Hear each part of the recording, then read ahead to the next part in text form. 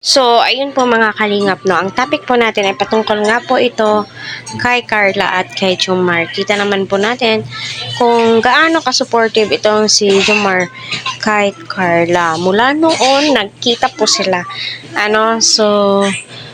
Pumatok agad ang kanilang tandem, no? At marami ang sumusuporta kay Carla dahil nga po with honors po siya sa klase, no? At tumutulong po siya sa kanyang magulang, nagtitinda po siya ng kutsinta, puto, nagsa-sideline po siya.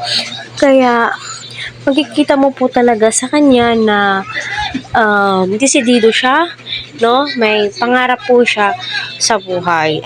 Sa pagpapakilig naman po, opinion ko, normal lamang po to. At alam naman po nating lahat na ito po talaga yung strategy ni Kalingap Rab, no? Upang marami ang manood at hindi ma-bored ang manood.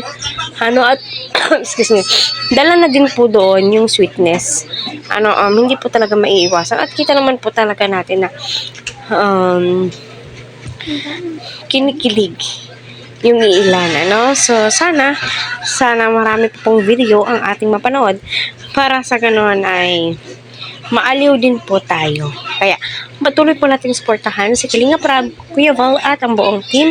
Huwag po natin i-skip ang kanilang ads para sa ganun po ay marami pa po ang kanilang matulungan na kababayan po natin. So, sa Baguio naman po kita po natin kung gaano kakomportable itong si Carla.